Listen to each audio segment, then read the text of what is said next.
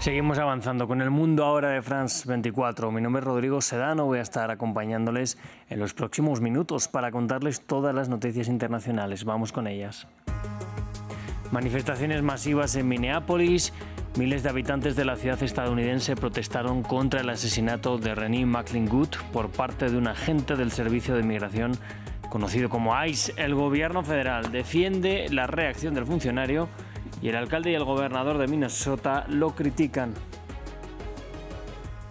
Y el presidente de Brasil, Luiz Inácio Lula da Silva, vetó un proyecto de ley aprobado por el Congreso para reducir la condena a 27 años del exmandatario Jair Bolsonaro.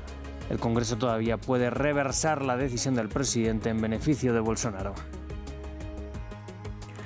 Y Alepo está bajo nuevos bombardeos de las fuerzas oficiales de Siria. La ciudad más poblada del país pasa por su tercer día consecutivo de combates entre el ejército y las fuerzas democráticas sirias, lideradas por los kurdos. Hay al menos 20 muertos y un centenar de heridos. Comenzamos.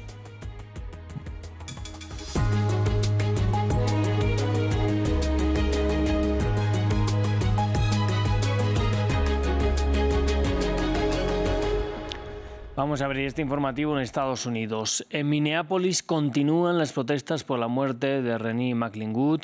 La mujer fue disparada y asesinada por un agente del Servicio de Inmigración y Control de Aduanas, el ICE. El hecho, justificado por el gobierno federal, ha desencadenado manifestaciones en contra de las redadas de migrantes y de las acciones del ICE en esta ciudad que persisten este jueves. El gobernador de Minnesota, el demócrata Tim Walz, hizo un llamado a la calma y desde las filas demócratas se pide investigar el suceso.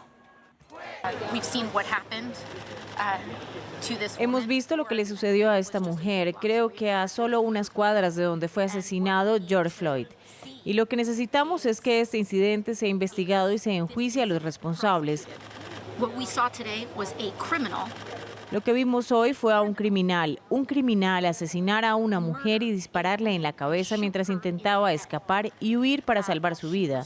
Y creo que lo que vimos hoy fue la manifestación de la peor pesadilla de cualquier estadounidense, que su gobierno se convierta en una tiranía. Vamos ahora a América Latina con noticias de Brasil. El presidente Luiz Inácio Lula da Silva vetó un proyecto de ley aprobado por el Congreso para reducir la condena a 27 años del exmandatario Jair Bolsonaro. El Congreso todavía puede reversar la decisión del presidente en beneficio de Bolsonaro, recordemos, condenado por intentar un golpe de Estado en 2023, y del cual este jueves se cumple un nuevo aniversario. Nos amplía desde Río de Janeiro, Valeria Sacone. El presidente Lula ha vetado hoy integralmente la llamada Ley de la Dosimetría, una ley que intentaba reducir significativamente las condenas por los responsables del intento de golpe hace ahora 3 años, entre ellos el expresidente Jair Bolsonaro. Lula lo ha hecho en un acto simbólico de celebración por los 3 años de aquellos ataques a la Plaza de los Tres Poderes, cuya imagen hace hoy 3 años dieron la vuelta al mundo. Ahora esta ley vuelve a la Cámara de los Diputados y al Senado, que pueden derribar el veto presidencial. Si esto acontece, habrá una fuerte crisis institucional en Brasil y probablemente la intervención de nuevo del Tribunal Superior de Brasil, que podría vetar esta ley ya como máxima instancia de la justicia. Recordamos que con esta ley, si entrase en vigor, Bolsonaro, que fue condenado a 27 años y 3 meses de prisión por golpismo, podría responder en libertad después de poco más de 2 años de cárcel. Además, hoy la sociedad civil en varias ciudades de Brasil ha convocado varios actos para repudiar el golpismo y para defender la democracia, y también en el Tribunal Supremo hay un día de actos con una exposición y también debates y también la proyección de un documental. Recordamos que Bolsonaro está cumpliendo condena en la sede de la Policía Federal de Brasilia, que está enfermo, ha tenido que acudir varias veces al hospital, incluso para pequeñas operaciones, y que está cada vez más aislado y con menos apoyo de las calles. Familias venezolanas enterraron con honores a los soldados que murieron por la operación estadounidense del 3 de enero. Las autoridades aseguran que las cifras siguen creciendo y hablan de cerca de 100 muertos. Por otro lado, la presidenta encargada, Delcy Rodríguez, menciona posibles acuerdos comerciales con otros países en temas energéticos. Vamos a verlo.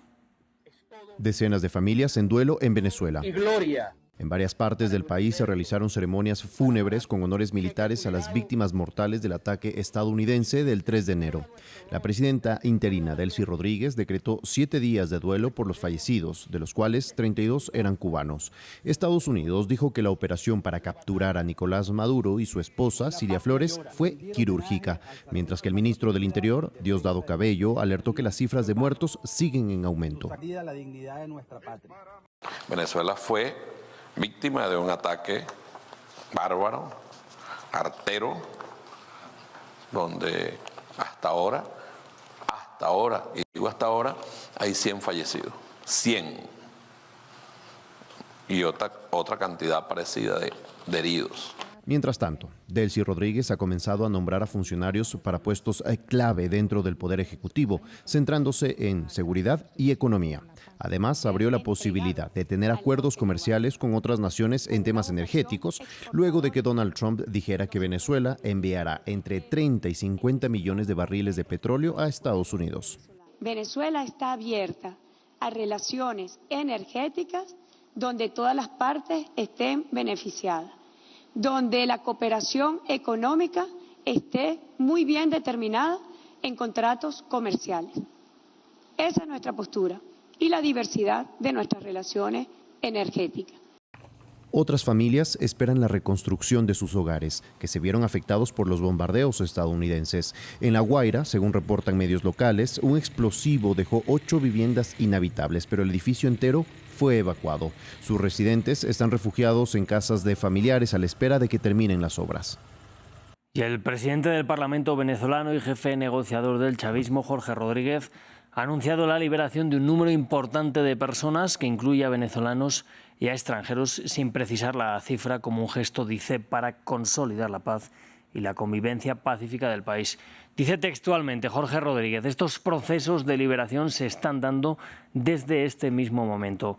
Esta es una información en desarrollo que seguiremos ampliándoles en futuras ediciones de este informativo. Entre tanto, Donald Trump y Gustavo Petro tuvieron el miércoles la que fue su primera llamada telefónica desde que son mandatarios. Una llamada que sirvió para acercar posturas y para rebajar la tensión de los últimos meses entre los mandatarios, que cristalizó en amenazas a Petro y a Colombia tras la captura de Nicolás Maduro en Venezuela.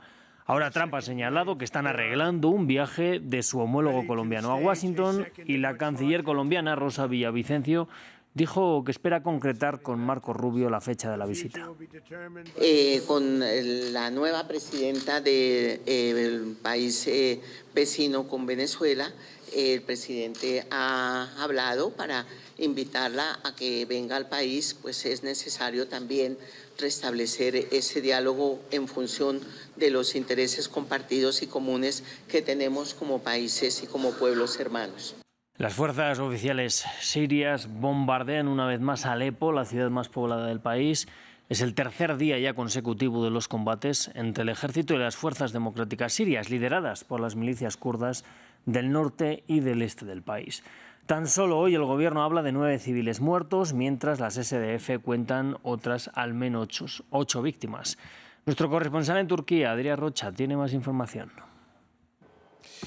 Al menos 10 personas, según el gobierno sirio, han muerto en los combates de hoy dentro de la ciudad de Alepo, la mayor de Siria, entre soldados regulares del ejército sirio y milicianos kurdos de las fuerzas democráticas de Siria. Recordemos que estos combates, ocurridos sobre todo en las inmediaciones de los barrios de Sheikh Mahsud y Ashrafie, son barrios controlados por estas milicias kurdo-sirias, empezaron el día martes de esta misma semana con un ataque de drones contra un puesto de control de soldados regulares sirios. En total, contando los 10 muertos de hoy confirmados por el gobierno, hay, según Damasco, más de 20 muertos, algunos de los cuales son civiles atacados en bombardeos entre las dos partes. Estos últimos combates llegan después de varias rondas y meses de negociaciones fallidos entre esta milicia kurdo-siria de las FDS y el gobierno de Damasco. Recordemos que estas milicias llegaron a un acuerdo con el gobierno del presidente interino sirio Ahmed al-Shara para su futura integración dentro del ejército y el gobierno sirio y su futura disolución, algo que no ha ocurrido hasta la fecha. De hecho,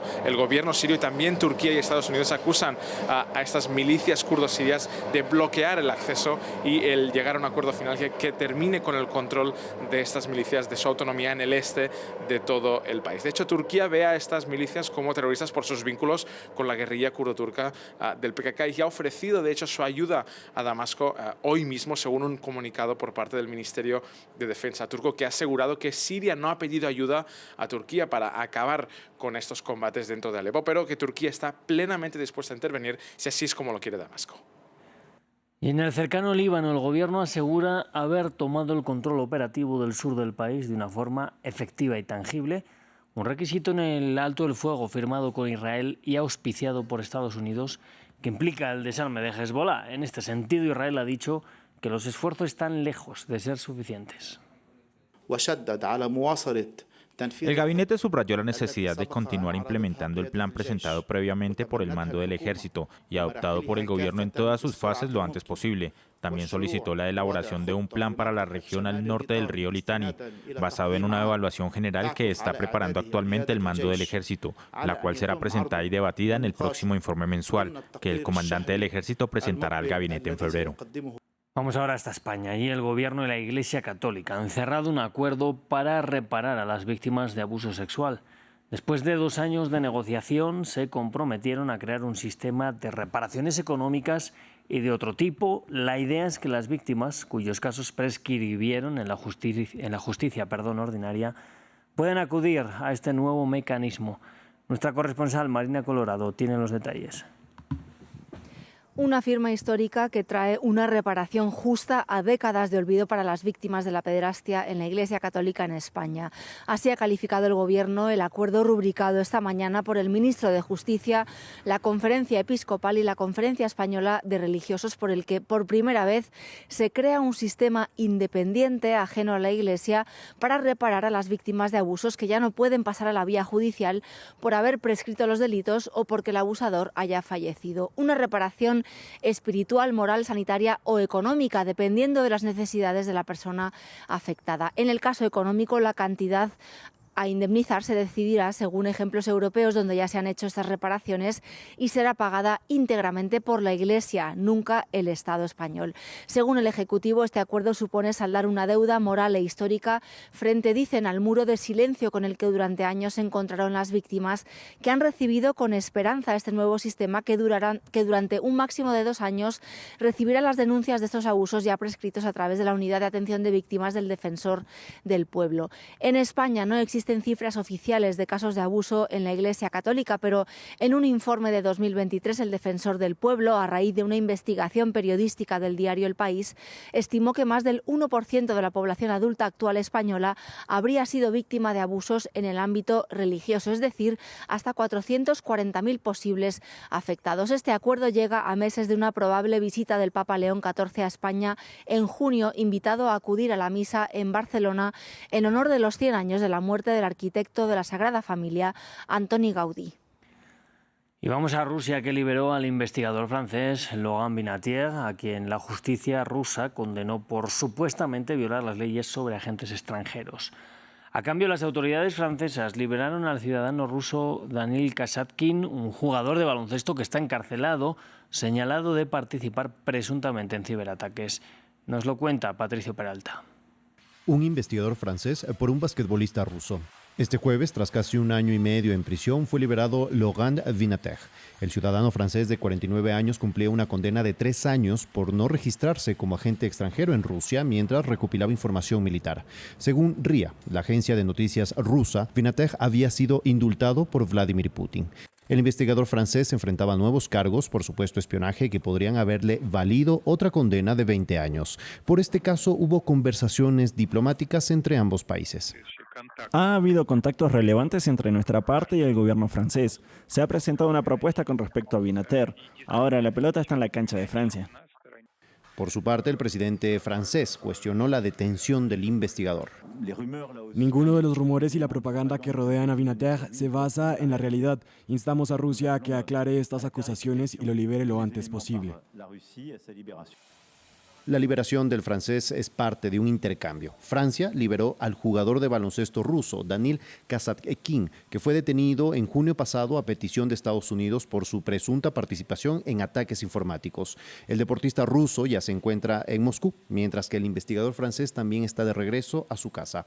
Este tipo de intercambios se han vuelto cada vez más comunes desde la guerra con Ucrania. En 2024, un gran número de periodistas y opositores detenidos fueron liberados de Rusia tras un acuerdo con Estados Unidos.